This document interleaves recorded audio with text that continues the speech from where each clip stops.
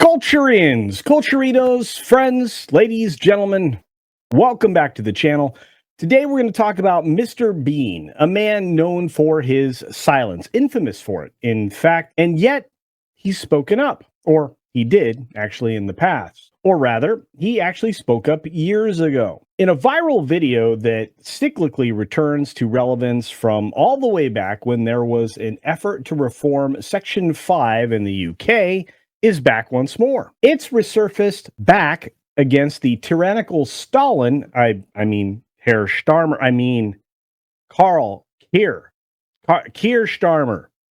Rowan Atkinson's words strike deep and true, especially right now. The silent comedy genius is now and was then a loud and proud defender of free speech in Britain. Welcome, my brothers, my cousins, my friends, my allies. The virality of it all is well applied to the UK Prime Minister, Keir Starmer, whose policies are cracking down on the right to speak or joke or even laugh freely. So let's see how this clip has even more power today in the fight for Britain's voice. However, before pressing on, I'd like to take a quick moment to remind you that in pursuit of 50K, which is what we're doing here on this channel, a solid 64 or 65% of you round there of my current viewers still have not taken up my free subscription offer. That's right. You can subscribe now, and I will say thank you. It costs nothing for you, and it keeps me motivated to keep up your daily content to consume. I'll even say thank you in advance right now for my side of the bargain. Thank you. Now, Rowan Atkinson is no stranger to making us laugh. He's been doing it for decades up until right now without even saying a word.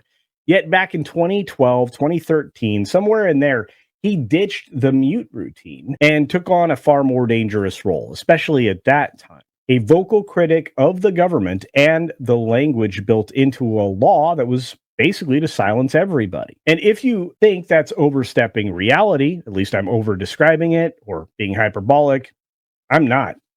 It was 100% a threat to, well, everything that you could say. And my friends in the UK probably know that. And in light of Starmer's attempts to curb free speech right now and arrest all of his critics, this resurfaced video has once again been turning heads across the UK around the globe. And this isn't the first time it's resurfaced. It resurfaced 3 months ago, 6 months ago, 9 months ago. It seems like every quarter it's a reminder that you have to fight back against this tyranny. And in a powerful interview that he conducted at the time, Rowan declared specifically that comedy must be able to make jokes about absolutely anything. That's right. The man that's famous for mumbling in Mr. Bean is now mumbling something else. Freedom, or at least he was then. I imagine he still is now. And of course, that got everybody then, and even now, from comedians to common folk, nodding along with these words. Even more now than ever, to be fair. And as you can see behind me, there's the video playing right now. Of course, we need to flip this to today, to Keir Starmer. I guess if I'm going to say his name right one time. Instead of handling serious national issues, which you, my cousins, have plenty of there in the UK, Starmer seems obsessed with arresting those who express themselves, sometimes in the most ridiculous of ways. And we go back and look at the past and talk about the protests for safety. Wanted to lock everybody up. That was a different person at the time, but absolutely. If you want to call out the government, well, you were going to be silenced. And now people launching petitions to conduct another election because of his globalist fascist agenda, which has been recently revealed. He wants to put you in prison because you signed a petition to get rid of his crazy butt and send him back to the WEF from whence he came. In fact, his stance, in his very own words, the police will make arrests, convictions will follow. And then he's going to put you in prison. Seems like that's his game plan for about everything when it comes to anybody standing up to tyranny. It sounds less like leadership and more like a dystopian Netflix series, which actually has this plot somewhere.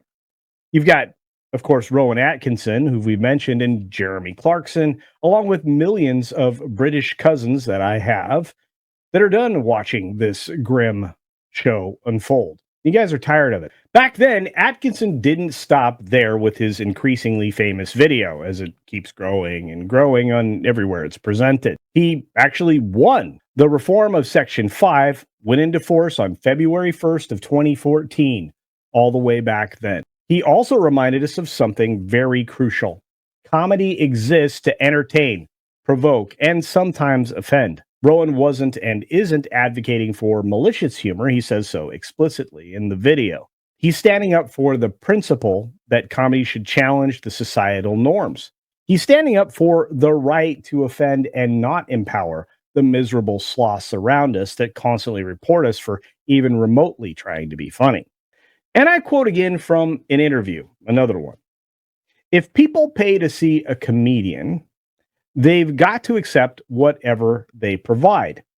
And that's true. The outlet that hired them will obviously pay them, but they may never hire them again. You may watch them on Netflix, but you may never watch them again. But at least the deal was conducted and the contract was fulfilled. I personally can't imagine paying for a ticket and expecting a curated, sanitized joke menu. I'd be rather disappointed. Sorry, sir. No jokes about politics or culture tonight. Just knock-knock jokes. Okay, that was a terrible British accent, but you get the point. I don't care if it's Matt Rife telling those knock-knock jokes. I mean, how boring is that going to be? And back then, and even now, I would imagine, Rowan highlighted some outrageous examples for what was going on in the culture there then. I imagine it's probably much worse now. There was a man arrested for calling a horse gay. There was a teenager labeled a criminal for calling Scientology a cult. And a cafe owner was handcuffed for displaying Bible passages in his restaurant. And let me tell you, they had to apologize for that one because it was pure nonsense. And let's not forget the Oxford incident that everybody still points to. If calling a horse gay is criminal, then shouldn't the horse have a chance to testify? I would imagine so. Was it actually offended? Did it neigh in protest? I mean, we're living right now in a world where even animals might need legal representation. Can you imagine a horse barrister? And in my country, a lawyer. But hey, case in point, life imitates art. Oddly enough, way back then, at that time, Atkinson pointed out that the reality has become as absurd as one of his sketches. He recalled a time when he did a racism on Not the 9 o'clock news, a skit where a racist officer actually arrested a man for walking on the cracks of the sidewalk and looking at him in a funny way. I mean, it was satire at the time, quite absurd, but now it's dangerously close to reality. You know, call an officer in the UK gay and they might arrest you because they're offended. I don't think that's legal, but they're still doing it anyway. Who would have thought, said Atkinson, that we'd end up with a law that allows life to imitate art so exactly? Good question. And of course, Rowan's reflection at the time wasn't just comedic, it's actually quite tragic.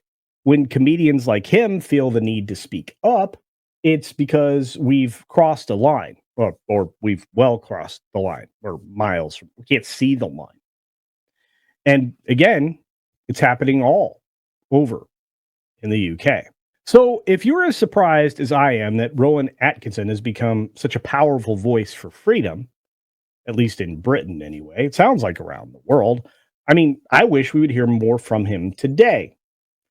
But he's proof that even comedians whose job it is to make us laugh understand the serious weight of free expression. It'd be very difficult to make people laugh if you didn't have a villain, which he points out quite eloquently. Comedy needs a victim. And you know what? Don't embrace it and don't be offended by it. And of course, we absolutely have to be honest here.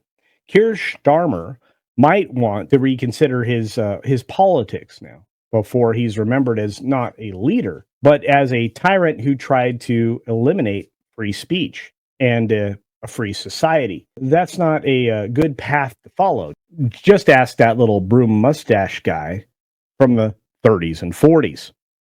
Fortunately for this round, Herr Stalin, the rise of Jeremy Clarkson and others, including an American or African American and Elon Musk, are adding more muscle to these fights with the globalist leader Starmer, aiding a lot of their countrymen. So, if you value free speech, comedy, and the right to express yourself without fear or retaliation, let your voice be heard right now. And do that here as well. Comment below. Should comedians be able to joke about anything? Or should there be limits? Let's keep this conversation going. I will try to get back with you in the comments section below. Oh, and hit that like button on the way out. And once again, I'm going to thank you because I have to assume you hit subscribe. As always, be sure to take care of yourself, take care of others, and because of the holiday season, wash your hands because it's good hygiene. And until next time, see ya.